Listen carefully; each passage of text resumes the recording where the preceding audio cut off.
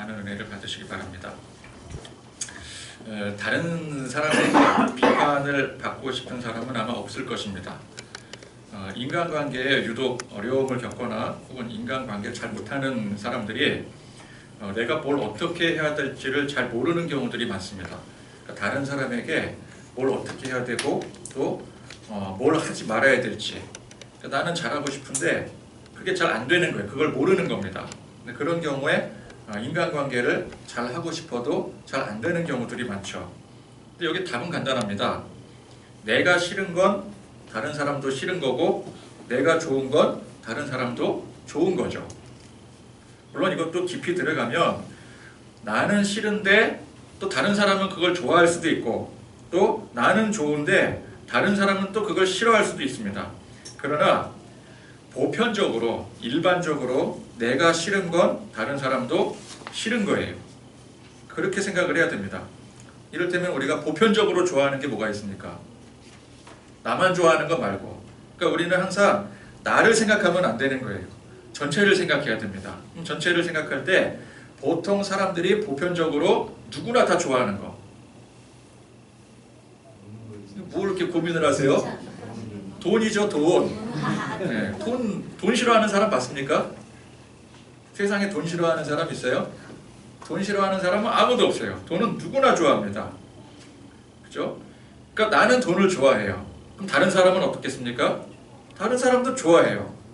그래서 우리 보통 뭐라 그래요? 선물할 거 뭐 고민할 때 뭘 해야 될지 모를 때 뭐가 제일 좋아요? 돈 봉투가 제일 좋아요. 그죠? 왜? 나는 그걸 받을 때 기분이 좋잖아요. 그죠? 그러니까 내가 좋으면 다른 사람도 비슷하게 좋은 거예요.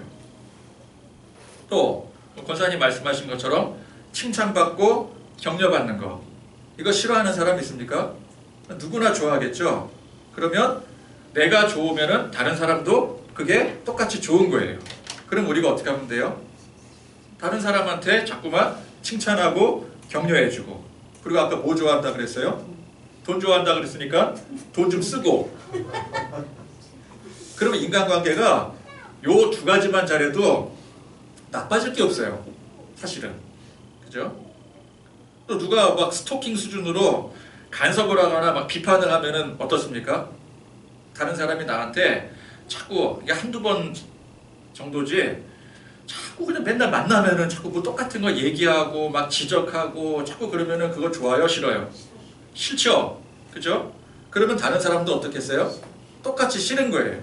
그럼 내가 누군가에게 당했을 때 나는 그거 싫다. 그러면 나도 똑같이 다른 사람에게 그거를 안 하면 되는 거예요. 쉽죠? 간단하죠? 어떤 사람이 싫어하는 행위를 계속해서 당하다가 마침내 폭발을 했어요. 그런데 그 싫은 행위를 했던 사람, 그 사람에게 계속 싫은 행위를 했던 사람이 이렇게 말합니다. 싫은 줄 몰랐지. 진작에 얘기하지 그랬어. 모르긴 뭘 모릅니까? 입장 바꿔서 내가 그렇게 똑같이 당했다고 생각하면 답은 딱 나오는 거예요. 아, 그건 싫은 거구나. 그러면 어떻게 해요? 그거는 하지 말아야 되는 거구나. 그래서 하지 말아야 될 거 하지 않고 해야 될 것 하면은 사실 인간관계에 있어서 복잡할 것도 없고 나쁠 것도 없어요. 자, 오늘 말씀에 1절에 비판을 받지 아니하려거든 비판하지 말라. 너무나도 당연한 말씀 아니겠습니까? 누가 나를 비판하는 것을 좋게 받아들이겠습니까? 자, 비슷한 것 같은데 의미가 다른 비자 돌림의 단어들이 있습니다. 비난, 비방, 비판, 비평. 뭐 다른 것도 있겠지만 이 네 가지 단어를 들면은 다 같이 이제 비자 돌림이잖아요. 그런데 이 비자니까 다 같은 똑같은 한자 비자를 쓰는 것 같은데 사실 한자를 보면 이게 또 다 다릅니다. 근데 어쨌건 단어의 의미들은 대충 비슷비슷한 것 같아요. 그죠? 뭐 비난이나 뭐 비방이나 비판이나 비평이나, 그러나 분명히 그 의미가 다릅니다. 먼저 비난이나 비방은 잘못된 것만 끄집어내서 지적하는 행위예요. 잘못된 것만. 둘 다 악한 겁니다. 비방은 있지도 않은 거짓을 꾸며서 지적하는 행위를 비방이라 그래요. 근데 비난도 따지고 보면 마찬가지입니다. 어떤 일에 대해서 잘잘못을 가려서 잘못된 것만 지적하는 것은 편협된 사고입니다. 잘못이나 단점 같은 것은 그 자체로는 사실일지 모르겠지만 그거를 이제 부풀리고 확대를 해석해서 지적을 하는 것은 분명 그건 사실이 아닌 거예요. 그럼 비방이랑 똑같은 것입니다. 어떤 사람이 누군가를 아주 신나게 비방을 하고 또 비난을 합니다. 그러고는 꼭 뭐라고 말을 해요? 왜? 내가 틀린 말 했어? 그러잖아요. 난 맞는 말을 한 거야. 그 사람의 그 모습을 나는 있는 그대로 말한 거라고. 그런데 틀린 말입니다. 엄연히 틀린 말이에요. 왜? 편협된 사고로 부풀리고 확대 해석했기 때문에. 그 분명히 틀린 거예요. 그죠? 사실이라는 게 있어요. 사실이라는 게 있는데 그 중에서 하나만 끄집어내서 그거를 확대를 시키면 그건 더 이상 사실이 아닌 게 되는 거예요. 근데 나는 그 사실을 가지고 얘기했기 때문에 나는 사실을 얘기했다라고 착각을 하고 있는 거죠. 내가 다른 뜻이 있어서 그런 게 아니라 다 잘 되라고 그런 말 하는 거야. 보통 그렇게 말하지 않습니까? 그러니까 상대를 비난하는 것을 그 사람을 위해서, 그 사람 잘 되기 위해서 하는 것이라고 생각하는 사람들이 있어요. 대단한 착각입니다. 앞서 말했던 바를 그대로 한번 적용을 해봐요. 내가 싫은 거는 상대도 싫은 거예요. 내가 반대 입장에서 그 사람에게 그런 비난을 받았을 때 그것으로 내가 잘 되고 또 기분 좋게 그걸 받아들일 수 있겠습니까? 그게 아니라면 어떻게 해야 된다고요? 내 의도가 아무리 좋다 하더라도 그거는 그 사람에게 신뢰가 되는 행동이 되는 거예요. 하지 말아야 되는 거예요. 그게 이제 비난이랑 비방입니다. 자, 그 다음에 비판과 비평. 자, 비판은 어떤 것을 평가하여 판단을 내리는 것을 비판이라고 하고요.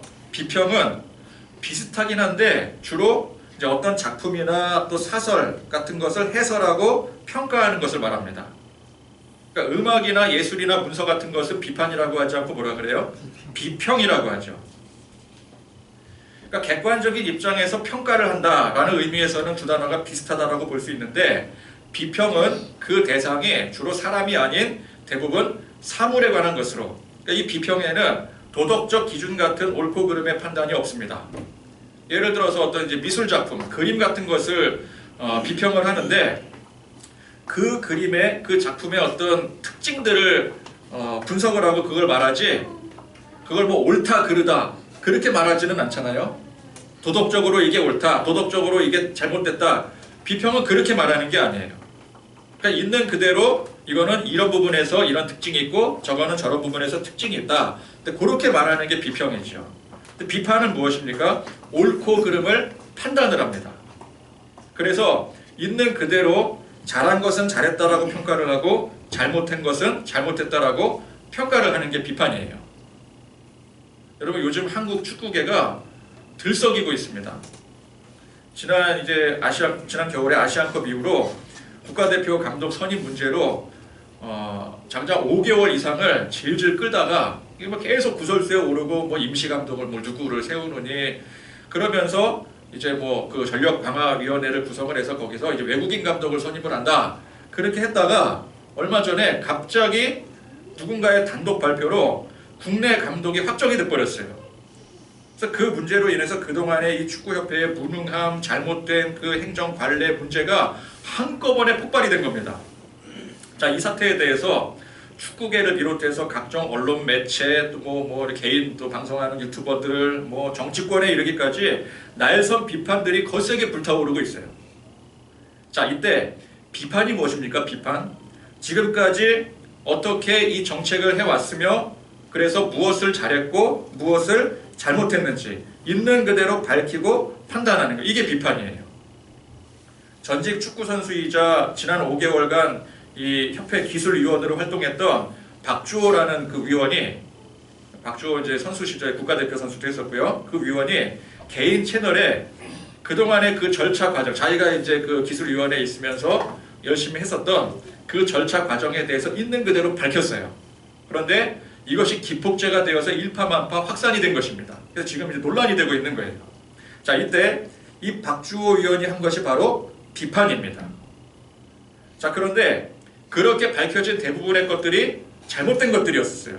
그동안에 뭐 졸속 행정이라든지 뭐 회의는 이렇게 하고 엉뚱한 결론을 내린다든지 말도 안 되는 그런 일들, 관행들, 근데 그런 것들에 대한 이야기였었거든요. 있는 그대로 사실을 얘기를 한 거예요. 근데 잘못된 것들이니만큼 그걸 받아들이는 대중들의 시선은 어떻겠습니까? 그동안 막 응어리져 왔고 쌓여왔던 모든 것들이 폭발하면서 막 날이 서서 분노하고 막 그래서 죽여라 살려라 뭐 이렇게 나가는 게 이게 무엇입니까? 이게 비난이에요. 그러니까 비판과 비난은 분명히 다른 거예요. 그래서 이 두 용어의 의미를 제대로 파악하게 되면 분명히 비판은 필요한 것입니다. 비난이나 비방은 그건 하지 말아야 되는 거예요. 그러나 비판은 그것과 의미가 다른 거예요. 비판은 중요한 겁니다. 어떤 일에 대해서 올바른 평가가 없으면 거기에 대한 발전이 없어요.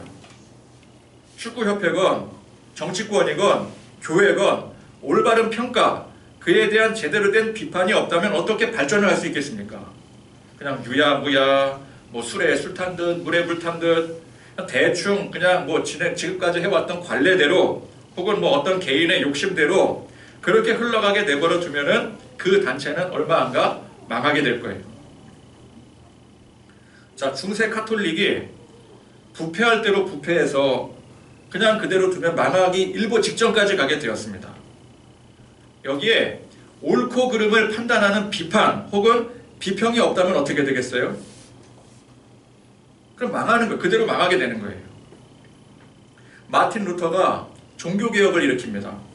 비텐베르크 성당문에 95개조의 반박 성명문을 걸고 이제 카톨릭 교회의 지금까지의 잘못된 것들을, 이 마틴 루터는 원래 카톨릭 교회의 이제 사제였었기 때문에 그 카톨릭 교회 안에서 일어나는 여러 가지 일들을 다 정확하게 알고 있는 사람 아니겠습니까? 그래서 그 잘못된 것들을 분석을 해서 지적을 한 거예요. 자, 이는 잘못된 것만 부풀려서 확대 해석하고 지적하는 비난이 아니었습니다. 학자들이 면밀하게 분석한 결과 그 당시 카톨릭 교회의 문제점들을 명확하게 짚어낸 것이었습니다. 즉 있는 그대로의 사실에 대해서 직시해서 무엇을 한 거예요? 비난을 한 게 아니라 비판을 한 것이었습니다. 개혁은 비판으로부터 시작을 합니다. 비판이 없이는 아무것도 이룰 수 없어요.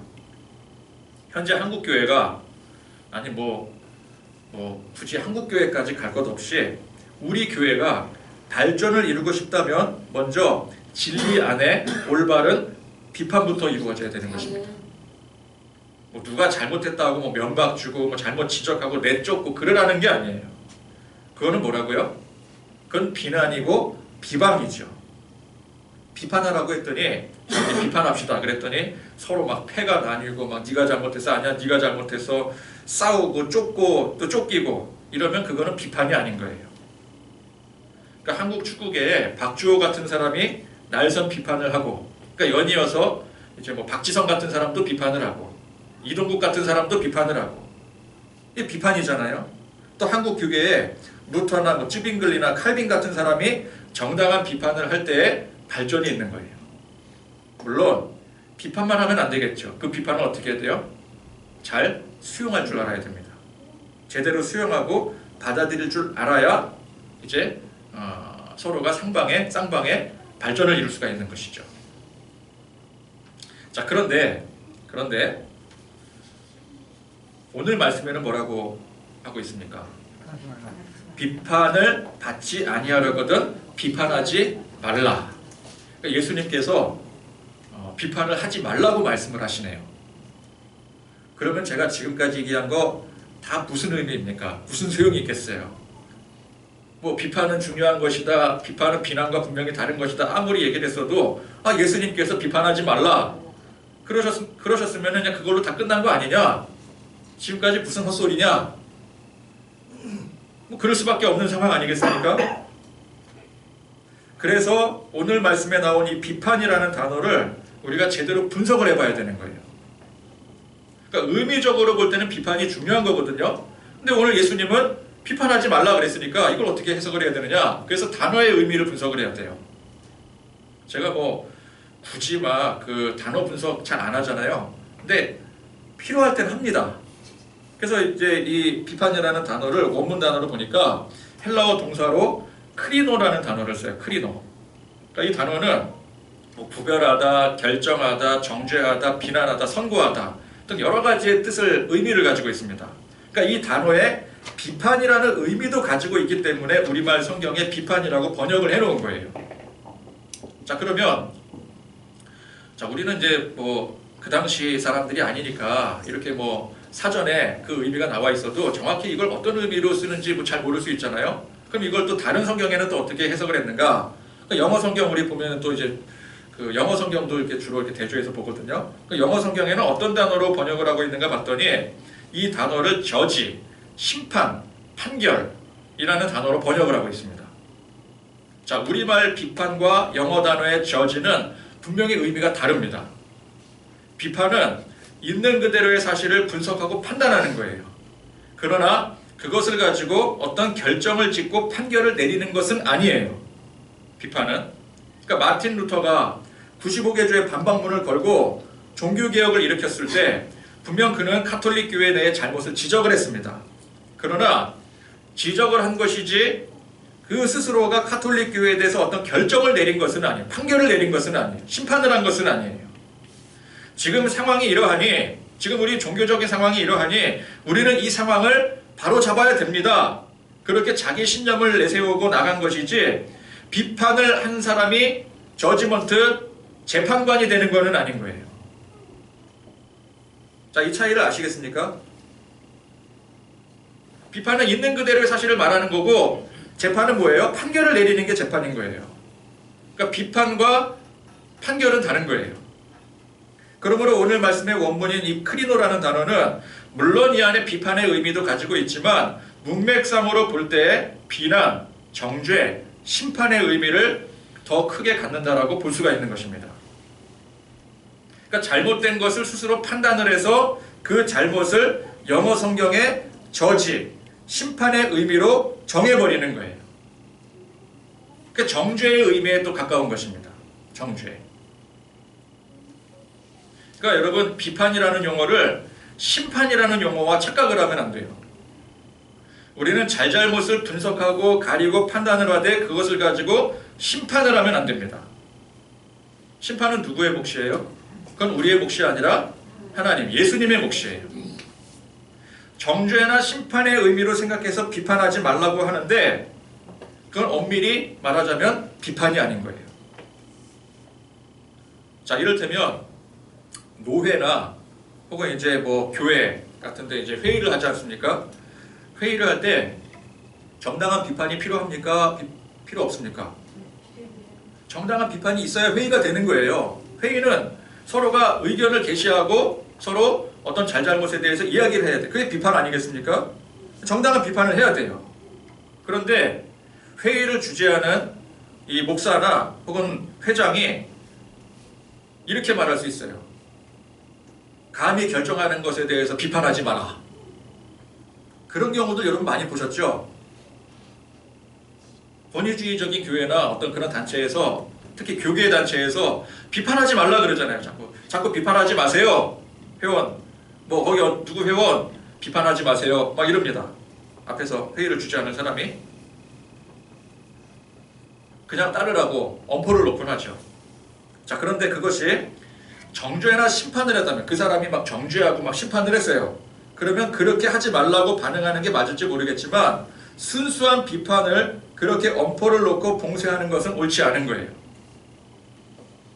그럼 뭐라고 얘기를 해요? 아, 성경에 오늘 말씀에 비판하지 말라고 했지 않느냐? 라고 할 때 오늘 말씀에서의 비판이라는 단어는 명확하게 말하자면 정죄나 심판의 의미를 갖는 것이지 사전적인 의미의 비판이 아닌 거예요. 그걸 우리가 분별할 줄 알아야 돼요. 이런 일들이 얼마나 비일비재합니까? 그러니까 진정성을 가지고 비판하는 사람들이 자꾸만 죄인으로 몰리게 되는 거예요. 교회 안에 말도 안 되는 일들이 막 벌어지거든요. 여러분 그런 거 다 경험해 보셔서 아시잖아요. 그럼 그걸 누군가가 얘기를 해야 되죠. 이때 얘기하는 게 뭐예요? 진정성을 가지고 진리를 가지고 얘기를 할 때 그게 뭐라고요? 그게 비판이라고요. 근데 자꾸 그걸 뭐라고 받아들여요? 성경에 비판하지 말라 그랬는데 비판했다고? 그거를 사전 봉쇄를 해버리는 거예요. 죄인으로 몰게 됩니다. 믿음 없는 자, 말씀을 어긴 자로 취급을 하게 돼요. 여러분 그런 거 많이 당해보셨잖아요. 그죠? 그럼 도대체 우리는 뭘 어떻게 하란 말인가? 말하지 말라라는 거죠. 벙어리로 살으라는 거예요. 있는 그대로 받아들이라는 거예요.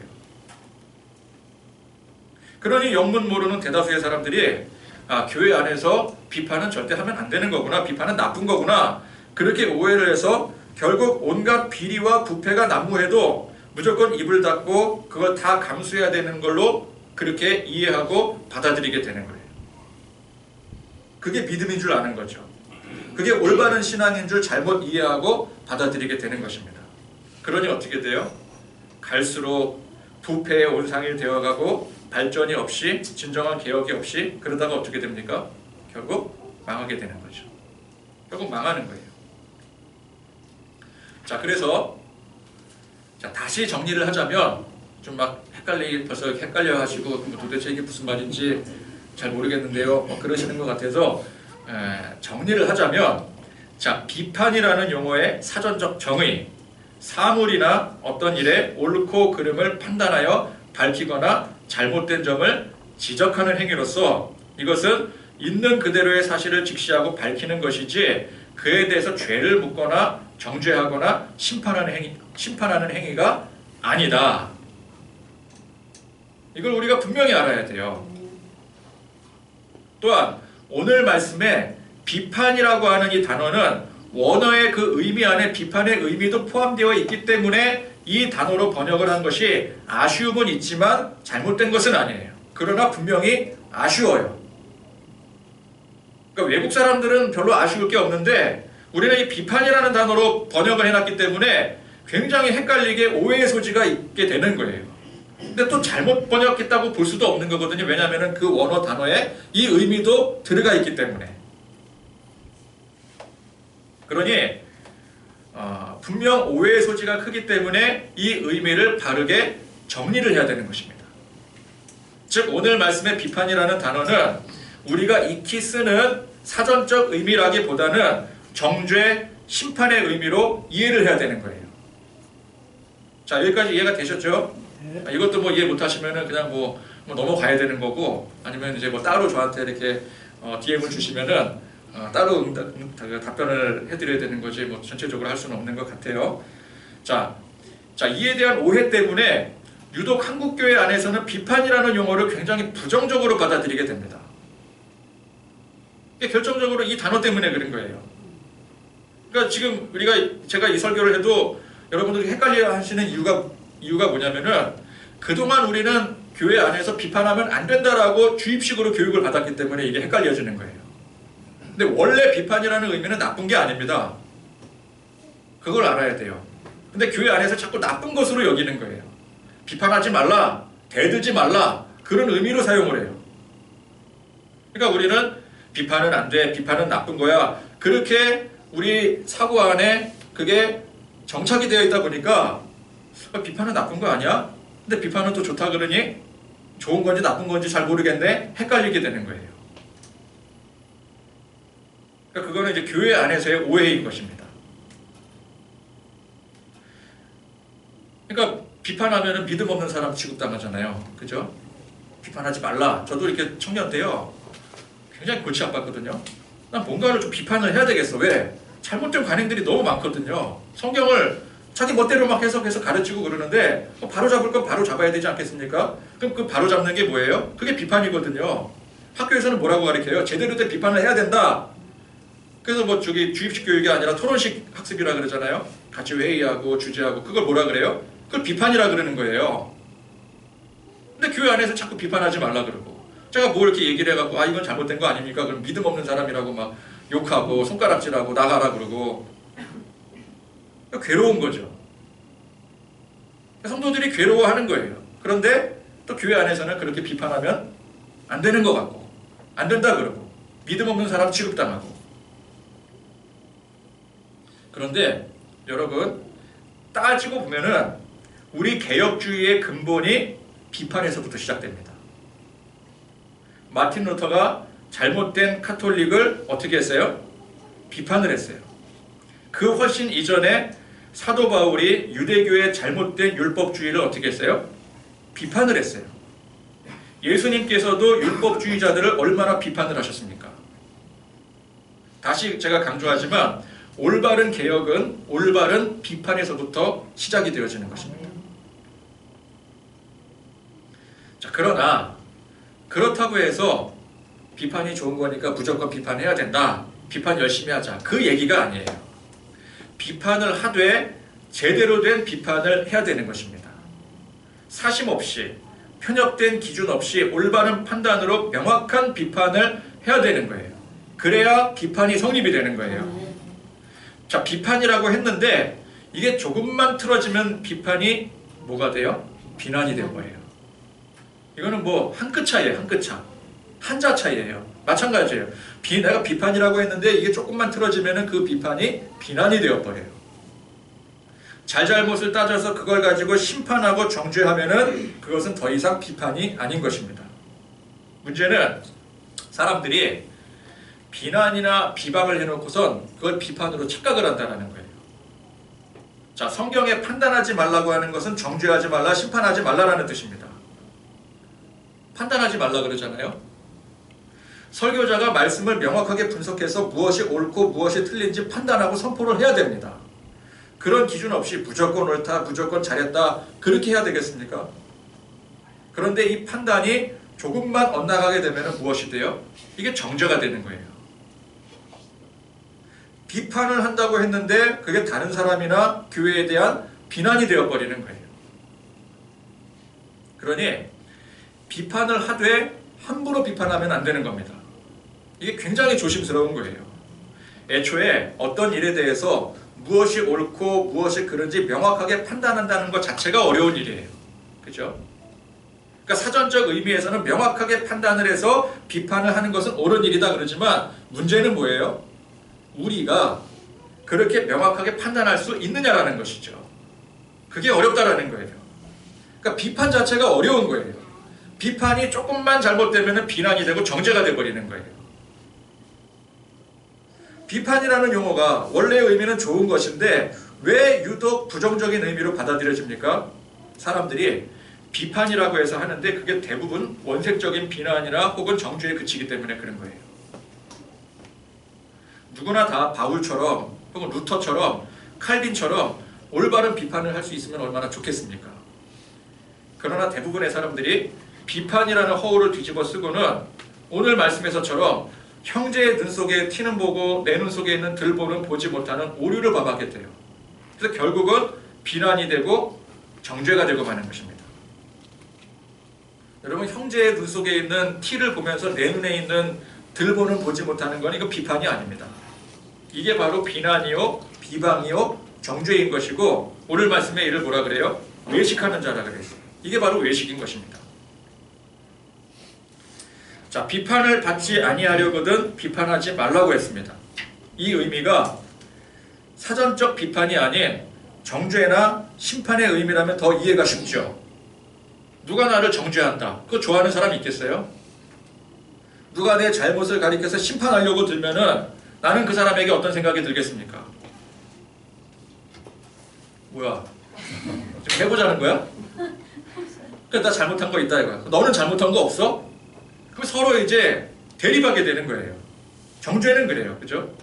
그때부터 이제 어떻게 됩니까? 네가 문제다. 아니다. 네가 더 문제다. 아니다. 네가 더 문제다. 볼장 다 보게 되는 거죠. 그러니까 이게 정죄나 심판의 의미라면은 뭐 이해하기가 쉬운 거예요. 그러나 사전적 정확한 의미의 비판이라고 할지라도 여러분 이 비판을 받는 것을 좋아하는 사람 별로 없습니다. 그러니까 아무리 제가 목사라고 성도들에게, 여러분들에게 있는 그대로의 모습, 사실을 이야기한들 그걸 상처 없이 시험 들지 않고 받아들이기 쉽습니까? 목사님이 말씀하시는 거니까 무조건 아멘, 순종, 그럽니까? 그게 쉽지가 않아요. 어떤 성도가 와서 목사님 저 억울해요. 그럽니다. 그럴 때 명확한 판단으로 비판을 한다고 생각을 해보세요. 보니까 이 사람도 잘못한 게 있거든요. 그럼 그거 있는 그대로 얘기해요. 성도님, 성도님은 그걸 가지고 억울해할지 모르겠지만 들어보니까 명확하게 판단해보니까 말씀의 진리로 판단을 해보니까 성도님도 잘못을 했네요. 이게 비판이잖아요. 그럼 그 받아들이는 사람 심정이 어떻겠습니까? 아, 내가 잘못한 것도 있구나. 아유, 목사님 감사합니다. 제가 잘못한 거 앞으로 고치도록 하겠습니다. 그렇게 나가면 좋겠지만 보통 어떻게 해요? 뭐, 네, 알겠습니다. 그리고 막, 네, 뭐, 감사합니다. 좋은 조언 주셔서 감사합니다. 근데 뒤돌아서는 뭐라 그래요? 목사님이 나한테. 시험 들게 되는 거예요. 이게 받아들이는 게 쉬운 일이 아니죠. 그러니까 무슨 뜻입니까? 비판이 아무리 좋은 의미에서 올바르게 사용된다 하더라도 굉장히 조심스럽게 심사숙고해서 사용이 되어져야 된다는 뜻이에요. 그러니까 제대로 된 비판일지라도 이거 받아들이기 힘들다면 그만큼 이 비판이라고 하는 것은 함부로 사용하면 안 되는 성질의 것이라는 거예요. 옳은 것을 명확히 판단해서 말하는 것보다 어려운 것은 그것을 절제하고 인내하는 것입니다. 물론 필요할 땐 해야 됩니다. 잘못된 것에 대한 올바른 비판이 있어야 개혁이 되고 발전을 이루게 되는 거예요. 그러나 그렇게 하기까지 심사숙고하고 끝내 인내하고 그래서 절제할 줄 아는 것이 중요한 덕목인 것입니다. 이게 안 되니까 결국 비판하다가 결국은 어떻게 돼요? 비난이 되고 정죄로 가게 되는 거예요. 나는 비판을 했는데 올바른 비판을 했는데 상대방이 그거 가지고 막 뭐라 그래요? 왜 나한테 그렇게 얘기를 하느냐? 그러니까 그거 가지고 또 꼬투리를 잡고 얘기하다 보니까 점점 비판이 비난이 돼가는 거죠. 정죄가 되는 거죠. 그리스도인의 최고의 덕목이 무엇입니까? 사랑입니다. 사랑. 그죠? 사랑은 모든 것을 덮고 모든 것을 포용합니다. 이것이 죄에 대해서 잘못에 대해서 무조건 덮고 용납하라는 뜻이 아니에요. 죄에 대해서 잘못에 대해서 용서하는 겁니다. 그리고 희생하는 겁니다. 비판은 분명히 중요한 거예요. 비판은 필요합니다. 한국 축구가 여러분들은 뭐 축구에 관심이 없어서 뭐 관심도 없는데 맨날 축구 얘기하냐 그러는데 축구가 우리나라에서 스포츠 중에선 우리나라뿐만 전 세계 스포츠 중에서 가장 인기 있는 종목이잖아요. 그러니까 대부분의 많은 사람들이 좋아하거든요. 그래서 얘기하는 거예요. 저도 좋아하고 그리고 지금은 굉장히 보편적인 문제가 되어가고 있고 그렇게 문제가 돼가고 있을 때 무조건 사랑으로 용납하고 덮는 게 그게 정답은 아닌 거잖아요. 이럴 때는 비판을 해줘야 돼요. 중요한 사람들이 나서서 비판을 해줘야 여기서 발전이 있고 개혁이 있을 수가 있는 겁니다. 그게 안 되니까 자꾸 묻고 또 묻고 그러다 보니까 지금까지 온 거예요. 교회도 마찬가지 아니겠습니까? 계속 사랑으로 희생하고 용서하고 덮읍시다. 그 덮고 희생하고 용서하다가 정말 필요할 때는 누군가가 비판을 해야 되는 거예요. 마틴 루터 같은 사람이 나와야 되는 거예요. 근데 주구장창 맨날 나오면 안 되죠. 그죠? 그래서 비판은 중요한 것인데 어떤 의미에서 이 비판은 히든카드입니다. 히든카드. 히든카드는 언제 써요? 중요할 때 쓰는 거예요. 히든카드를 아무 때나 막 뽑았습니까? 여러분 카드 칠 때 조커 있죠, 조커. 조커 아무 때나 씁니까? 정말 필요할 때 숨겨뒀다가 히든카드로 짠! 하고 쓰는 거예요. 그죠? 그러니까 무슨 뜻입니까? 함부로 쓰지 말라는 얘기예요. 아무 때나 막 뽑아 쓰지 말라는 얘기입니다. 그러니까 비판보다 항상 사랑과 은혜가 앞서야 됩니다. 그래야 히든카드로 쓸 때 비로소 진정한 효력이 발생이 되는 거예요. 평소에 사랑과 은혜로 서로 함께 같이 합력하여 서로를 이루어 나갑니다. 잘못한 것이 있어도 그래 잘못한 것만 있냐 잘한 것도 있지. 정당한 비판이라는 거는 잘못한 것만 보는 게 아니잖아. 잘못한 것만 보는 거는 뭐예요? 그건 비난이죠. 그럴 때 그걸 사랑과 또 은혜로 또 내가 때로는 희생하기도 하고 희생을 감수하면서 서로 덮어나가기도 하고 용납하기도 하고 그러다가 정말 중요한 상황에서 이 비판이라는 카드를 쓸 때 그게 효과를 발생할 수가 있는 거예요. 아, 저 사람은 함부로 남을 비난할 사람이 아니야. 그런데 저렇게 얘기한 거면은 굉장히 중요한 사안이야. 그렇게 되는 거죠. 맨날 비리에 부정부패 저지른 사람이 비판을 하면은 그걸 사람들이 듣겠습니까? 성실하게 축구 열심히 하고 또 해설도 잘하고 모범을 보인 사람이 아이들 잘 키우고, 박주호 선수가 이게 아이들 그 프로그램으로 유명해진 사람이잖아요. 그러다가 어느 날 느닷없이 한국 축구에 대해서 비판의 칼날을 듭니다. 그럴 때 사람들이 저 사람이 그럴 사람이 아닌데 왜 저런 소리를 하는 거지? 그리고 귀담아 들을 수가 있는 거예요. 이게 뭐예요? 이게 히든 카드인 거예요. 그러니까 남발을 하는 게 아니라 정말 중요할 때 사용해야 되는 겁니다. 그러기 위해서는 평소에 어떻게 해야 돼요? 우리는 인내하고 절제하고 사랑하고 희생하고. 그렇게 해서 히든 카드를 쓸 때 그로 인해서 발전과 개혁이 이루어질 수가 있는 것이죠. 비판은 아무리 좋은 의미라도 그걸 받아들이기 힘들다고 했습니다. 그러나 사랑과 은혜와 희생을 바탕으로 할 때 있는 그대로 받아들일 수가 있는 거예요. 그러니까 이 쌍방 관계가 중요한 것이죠. 이 쌍방 관계가 사랑과 은혜의 관계가 되어질 때 정당한 비판이 효력을 발생할 수가 있는 거예요.